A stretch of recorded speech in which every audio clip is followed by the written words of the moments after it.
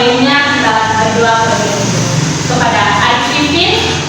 Bisa pimpin kita dalam teman-teman, ibu guru, marilah kita menyatakan hati untuk berdoa dalam Bapa, dalam nama Bapa dan Putra dan Roh Kudus. Amin. Salam Maria, Salam Maria, anak Dijelaskan oleh Allah negara karena juga Yesus sama Maria Bapa, doakan kami sendiri sekarang dalam waktu kami. dan Bapa, dan Putra. Terima kasih Pak Pimpin yang telah pimpin kita dalam doa. Oke, jadi di sini Ibu ada pertanyaan untuk adik-adik untuk menggali adik-adik yang pemahaman.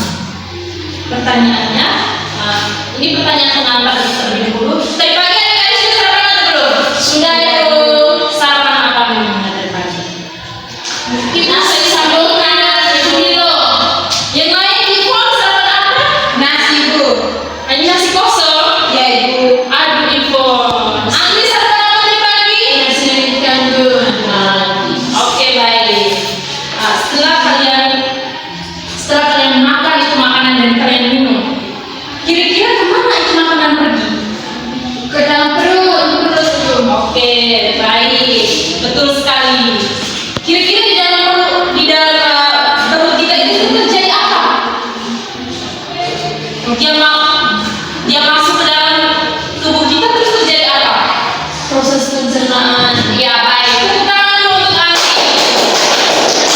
Di dalam tubuh kita itu terjadi pencernaan. Makanan yang kita konsumsi masuk ke dalam perut kita, lalu terjadilah proses pencernaan di dalamnya.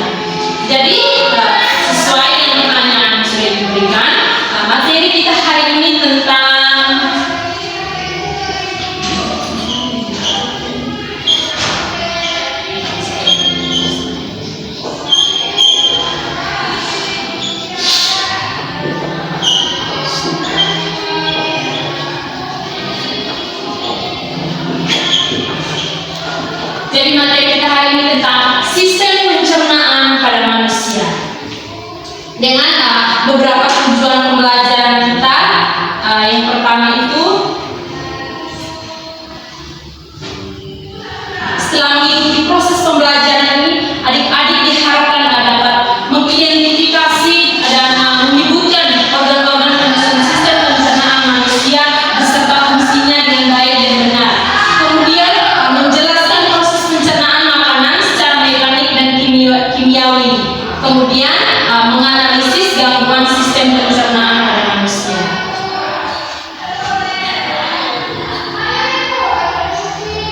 Jadi di sini Ibu ada satu kasus atau satu permasalahan berkaitan dengan materi kita pada hari ini tentang sistem pencernaan pada manusia. Jadi tolong simak baik-baik ya apa yang Ibu baca. Jadi Ibu punya satu kasus yaitu Andi, siswa kelas 8, sering melewatkan sarapan karena terburu-buru sekolah. Di sekolah ia sering jajan makanan pedas dan berminyak. Akhir-akhir ini Andi sering merasa perut mules, mual dan nyeri ulu hati. Dokter mengatakan Andi menderita penyakit MA. Jadi ada pertanyaan dari Ibu. Pertanyaannya, organ apa saja yang kalian tahu ada di sistem pencernaan? Ya, silakan. Mulut. Oke, benar sekali. Kemudian lambung. Iya, itu benar sekali. Yang lain? Saya Bu. Ya. Usus besar, usus kecil.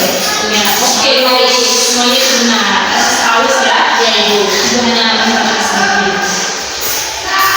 Terus pada kasus Andi tadi yang dijelaskan, menurut kalian organ mana yang bermasalah?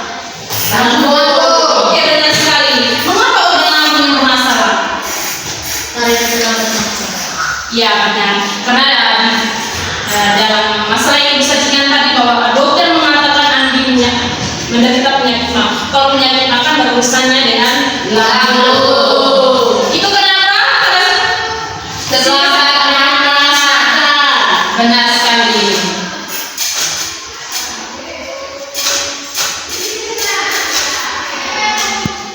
Jadi baik, Di sini Ibu akan menjelaskan materi tentang sistem pencernaan manusia. Menurut adik-adik, apa itu sistem pencernaan? Yang ada di dalam benak benak adik-adik ketika mendengar kata sistem pencernaan. Sistem pencernaan. Mungkin ada yang tahu? Vivin? Tidak. Oke, mungkin adik-adik belum tahu ya. Jadi sistem pencernaan itu adalah proses tubuh kita mengolah makanan agar bisa digunakan kembali oleh tubuh. Atau sistem pencernaan itu adalah kata sistem. Berarti ada banyak sekali organ-organ. Berarti organ-organ tubuh yang bekerja sama untuk mengolah makanan sehingga tubuh kita mendapatkan energi. Proses pencernaan itu ada dua. Yang pertama, proses pencernaan mekanik dan proses pencernaan kimia. Oke, baik, benar sekali. Jadi ada dua, yaitu proses pencernaan mekanik dan proses pencernaan kimiawi. Proses pencernaan mekanik adalah proses pencernaan yang dilakukan dengan gerakan atau alat tubuh seperti mengunyah atau mengaduk makanan. Lalu pencernaan kimiawi itu sendiri adalah pencernaan yang dibantu oleh enzim dan cairan pencernaan. Jadi sistem pencernaan itu dia melalui langkah-langkah. Yang pertama dari mana? Mulut. Yang pertama dari mulut.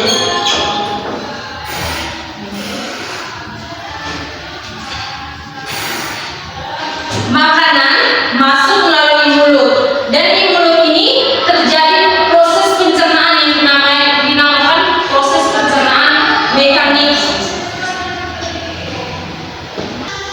Di mulut juga tidak hanya terjadi pencernaan mekanik, tapi juga kimiawi. Karena apa? Karena di dalam mulut kita saat kita mengunyah makanan, air liur membantu untuk mencerna makanan yang kita makan. Nah, air liur ini dinamakan pencernaan kimiawi karena dia membantu. Dari mulut, makanan masuk ke kerongkongan. Jadi pencernaan yang kedua, proses yang kedua itu kerongkongan.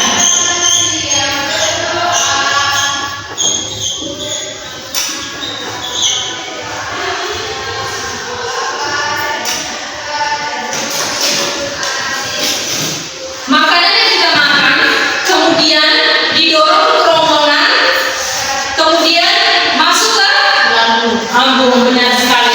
Jadi proses yang ketiga itu adalah lambung, organ pencernaan.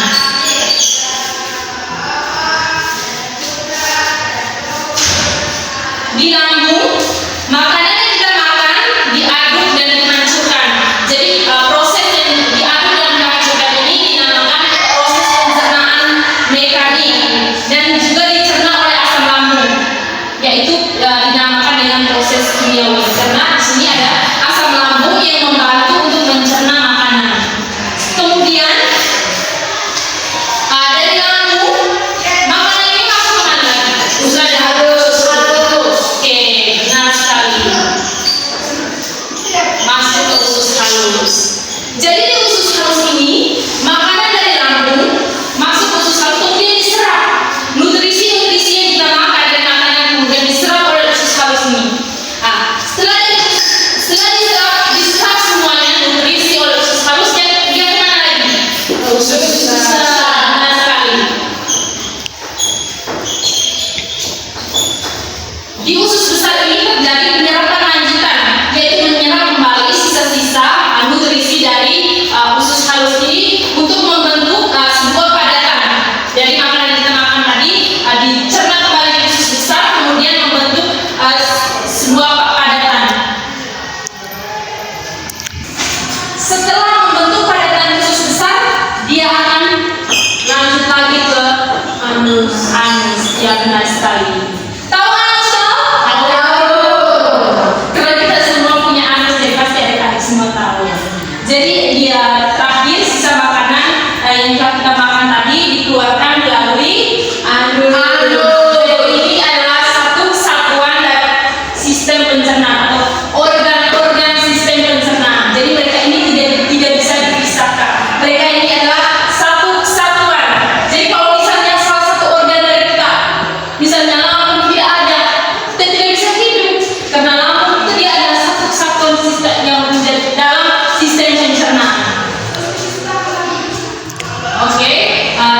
sudah menjelaskan sedikit terkait sistem pencernaan pada manusia.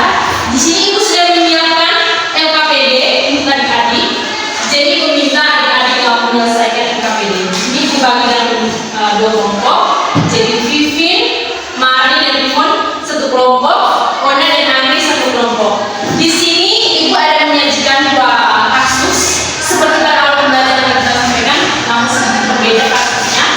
Nanti tolong dikerjakan dan sebentar dipresentasikan dari tempat dulu adik-adik. Iya, Ibu.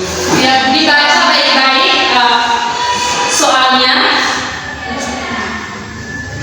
Dibaca baik-baik, kemudian di situ ada tabel.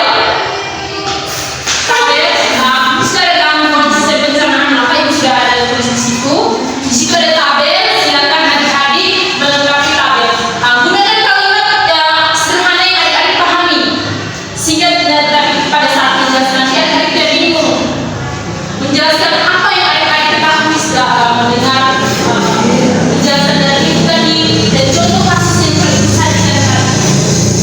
Jadi dua kelompok ini kasusnya berbeda supaya tidak ada konflik mungkin. Jadi misalkan kasusnya berbeda supaya ada masalah. Silakan dikerjakan. Ibu akan mengarahkan kalian untuk mengerjakan LKPD tersebut. Ayo, dikerjakan LKPD-nya. Pada kasus itu kira-kira apa yang dialami, itu keluhan-keluhan seperti apa yang dialami, kemudian bagaimana pencernaan, organisasi pencernaan mana yang bermasalah tersebut. Dikerjakan dengan teliti supaya kita bisa paham.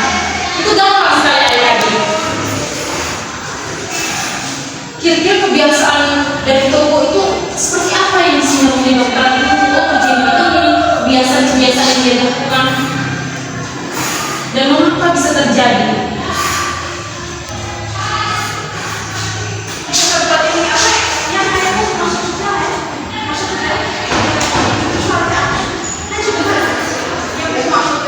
Kira-kira apa yang akan terjadi jika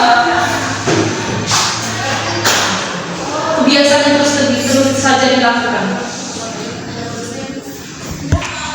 Baik, untuk waktu pengajaran LKPD-nya selesai, jadi kita masuk dengan sesi presentasi. Jadi dimulai dari kelompok 1, yaitu Vivin, Mari dan Ivon. Ya, silakan satu orang mewakili dipresentasikan saja dari kelompok dulu. Ya, Ibu.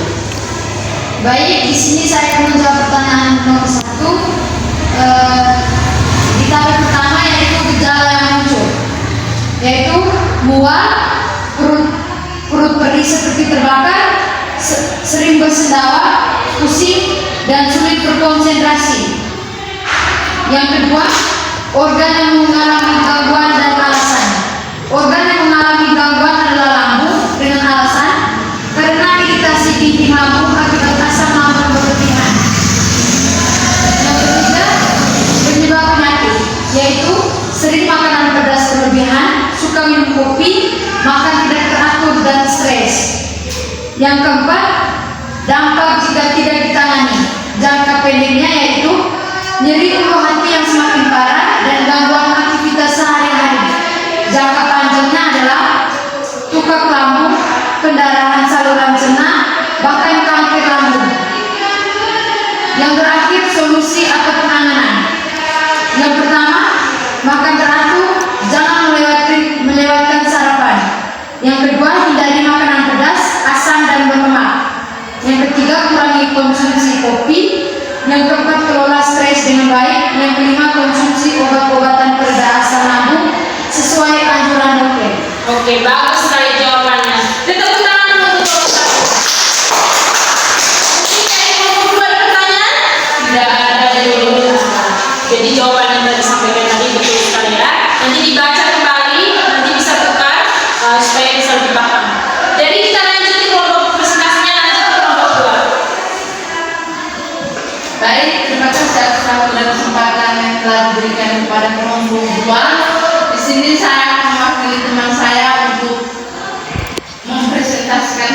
mengerjakannya. Yang pertama, studi kasusnya yaitu diare. Budi, seorang siswa kelas 7, mengalami sakit perut sejak pagi hari. Dia pergi kamar mandi lebih dari 5 kali sebelum berangkat sekolah dan feses-nya cair. Di sekolah, dia terlihat lemah dan kurang semangat. Saat ditanya, Budi mengatakan bahwa dia membeli makanan dan sedang dekat rumah.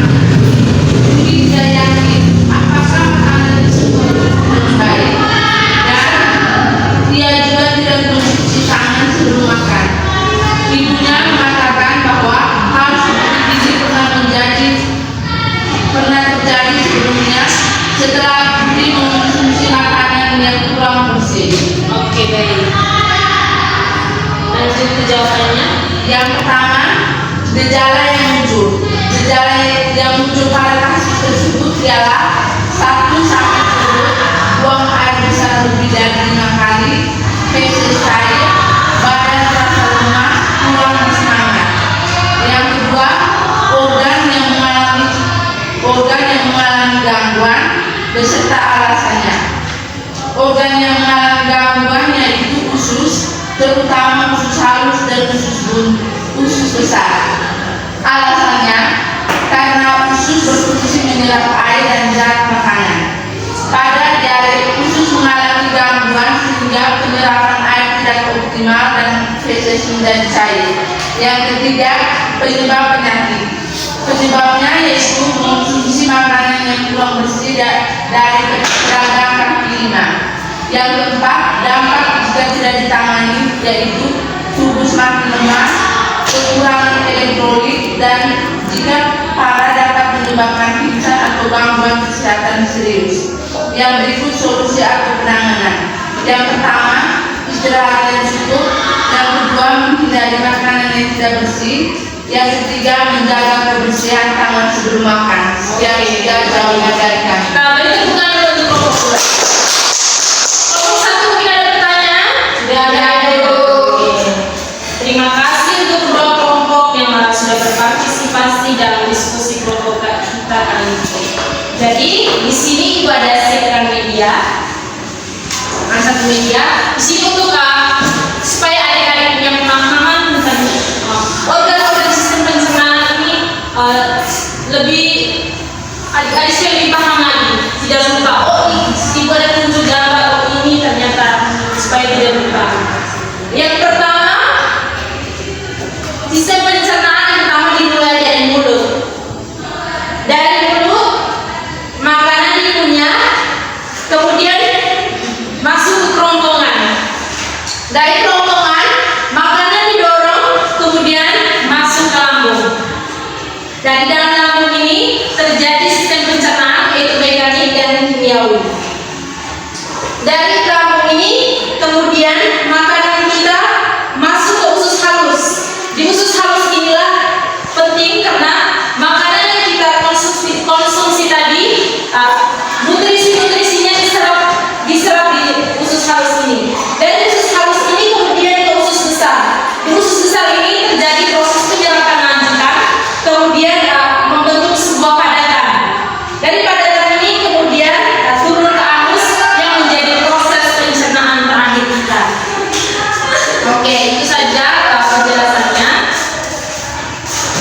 Jadi Ibu sangat mengapresiasi usaha kalian tadi yang sudah mengerjakan, sudah berdiskusi dengan baik. Terima kasih atas kerjasama dan partisipasi kalian. Kita beri tepuk tangan untuk kita.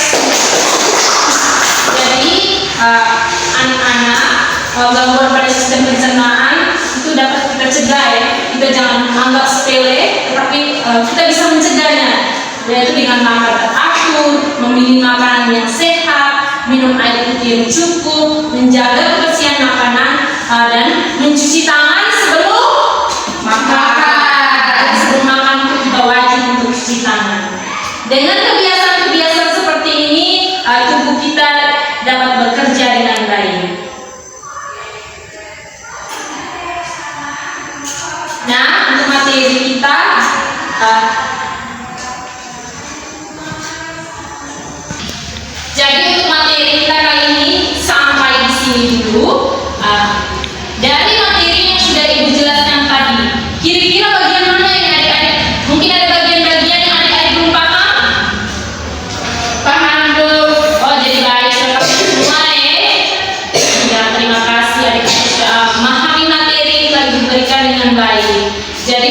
lebih memahami itu, adik-adik harus belajar lagi di rumah ya. Dicatat materi ini penting. Jadi dari saat ulangan atau latihan ibu akan bertanya pada adik-adik. Jadi di sini ibu akan memberikan kesimpulan akhir terkait materi yang sudah dijelaskan tadi. Jadi sistem pencernaan manusia adalah organ-organ yang bekerja sama untuk mengolah makanan menjadi zat gizi dan energi. Jika kita makan teratur dan hidup sehat, sistem pencernaan akan bekerja dengan baik dan tubuh kita akan tetap sehat. Oke, sekian saja pembelajaran kita pada hari ini. Ibu harap pembelajaran hari ini dapat diserap oleh adik-adik. Dan ibu akan memberikan materi selanjutnya. Kita akan melanjutkan materi berikutnya. Nanti ibu akan informasikan ke ketua kelas. Jadi untuk mengakhiri pembelajaran kita hari ini, ibu minta seorang untuk pimpin kita dalam doa. Kepada teman-teman, adik kelas, Ibu guru dan teman-teman yang telah berdoa dan Bapa tetap dalam Roh Kudus. Amin. Berkat Allah mengalir selalu Tuhan untuk melindungi aku, telah dunia ini dan amin dan Bapa dan Roh Kudus. Amin. Terima kasih